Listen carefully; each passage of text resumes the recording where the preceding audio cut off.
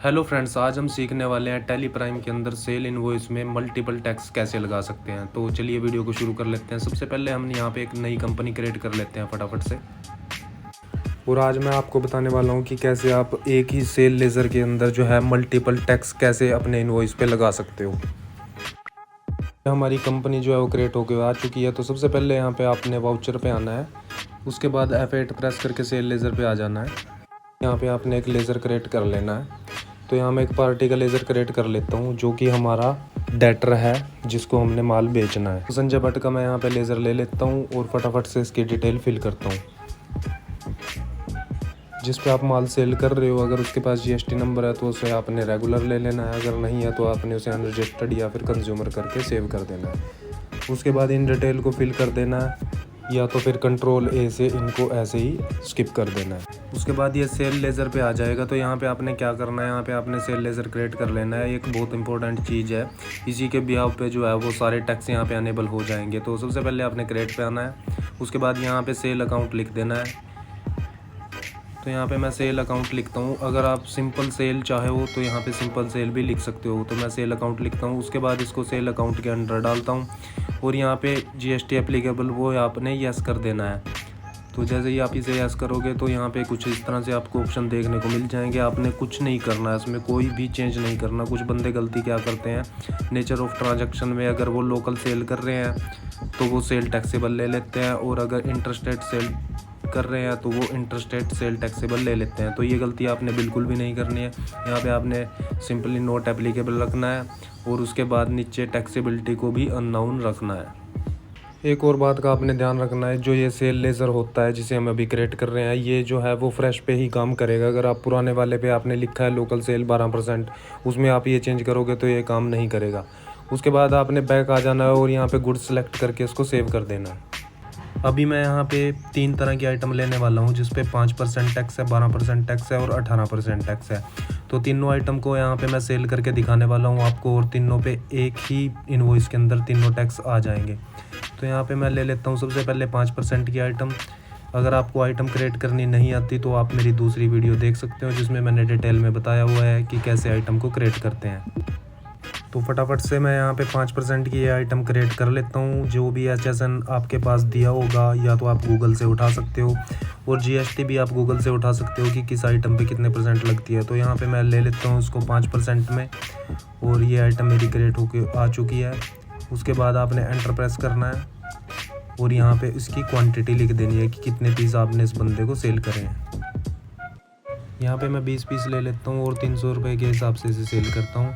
उसके बाद मैं दूसरी आइटम क्रिएट करता हूँ जिस पे 12% टैक्स है।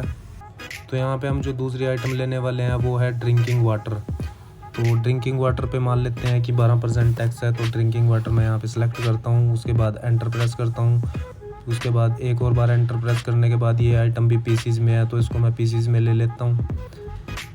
उसके बाद GST एप्लीकेबल पे यस करता हूँ, और यहाँ पे मैं HSN कोड में इसका HSN डाल देता हूँ। डिस्क्रिप्शन अगर आप लिखना चाहो तो लिख सकते हो। उसके बाद टैक्सेबल करके इसको 12% लेके सेव कर देता हूँ। उसके बाद इसकी क्वांटिटी लेके 20 मैं इसकी क्वांटिटी ले लेता हूँ और 20 रुपये के हिसाब से इसको सेल कर देता हूँ। अब बात कर लेते हैं नेक्स्ट आइटम की। तो नेक्स्ट आइटम हमारी होने वाली है 18% की। तो यहाँ पे मैं आइसक्रीम ले लेता हूँ एक। उसके बाद इसको भी पीसीज में लेके फटाफट से इसकी डिटेल को फिल कर देता हूँ और टैक्सेबल में इस पे 18% टैक्स को अनेबल कर देता हूँ।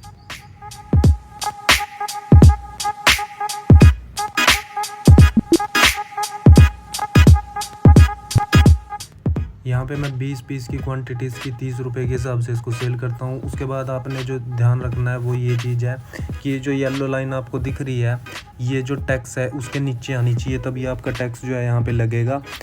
कई बच्चे गलती क्या करते हैं, यहीं पे ही टैक्स लगाना शुरू कर देते हैं, तो वो आइटम क्रिएट होगी। मैं यहाँ पे आपको एक बार करके दिखा देता हूँ। तो यहाँ पे जैसे ही मैं Alt C करता हूँ तो यहाँ पे मेरी आइटम क्रिएट होगी। तो ऐसी गलती आपने नहीं करनी है। सारी आइटम क्रिएट करने के बाद आपने एंटर प्रेस करना है, तभी आप इसका लेज़र क्रिएट कर पाओगे। तो यहाँ पे मैं एंटर प्रेस करता हूँ, उसके बाद क्रिएट पे आता हूँ और यहाँ पे मैं लिखता हूँ CGST आउटपुट 2.5%, क्योंकि ये मैं लोकल में सेल कर रहा हूँ। अगर मैं इसी को इंटरस्टेट सेल करता तो यहाँ पे मैं IGST आउटपुट 5% लेता। नेम क्रिएट करने के बाद सिंपली आपने एंटर प्रेस करना है। यहाँ पे आपने ड्यूटी एंड टैक्सेस सेलेक्ट कर लेना है। उसके बाद एंटर प्रेस करना है। यहाँ पे आपने जीएसटी सेलेक्ट करना है और ये एक सेंट्रल टैक्स है तो इसे सेंट्रल टैक्स में ले लेना है। एंटर प्रेस करना है और यहाँ पे जीएसटी जो रेट है परसेंटेज वो 2.5% लेना है। उसके बाद नोट एप्लीकेबल करना है और एंटर प्रेस करके इसको सेव कर देना है। तो यहाँ पे आपको देखने को मिल रहा होगा कि हमारा जो है टैक्स कैलकुलेट होके आ चुका है। इसी तरह से हम एसजीएसटी भी का लेज़र भी क्रिएट कर लेते हैं।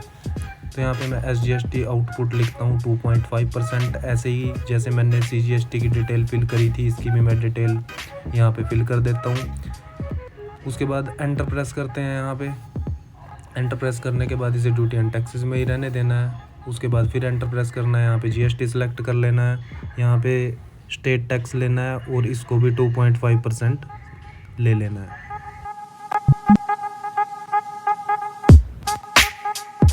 तो यहाँ पे हमारा एक आइटम पे जो टैक्स हमने लगाया था 5% वो यहाँ पे आ चुका है।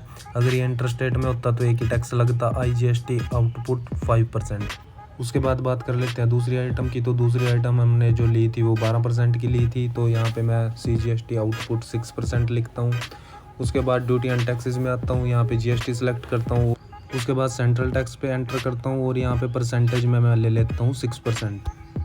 यहाँ पे हमारा सीजीएसटी आउटपुट 6% का लेज़र क्रिएट होके आ चुका है। उसके बाद हम एसजीएसटी आउटपुट 6% भी फटाफट से क्रिएट कर लेते हैं।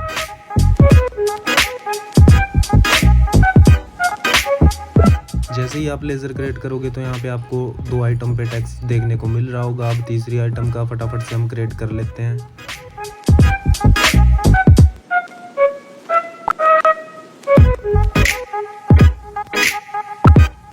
तो यहाँ पे आपने देखा अभी 3 आइटम मैंने ली थी यहाँ पे और तीनों पे अलग अलग टैक्स था और तीनों का टैक्स यहाँ पे आपको एक ही वाउचर में देखने को मिल रहा है। तो इस तरह से आप भी अलग अलग आइटम का टैक्स एक ही वाउचर के अंदर शो कर सकते हो। अगर आपका टैक्स कैलकुलेट होके यहाँ पे नहीं आता तो आपने एक बार फिर से वीडियो देख लेनी है। अगर आप स्किप करोगे तो आपका टैक्स यहाँ पे देखने को आपको नहीं मिलेगा।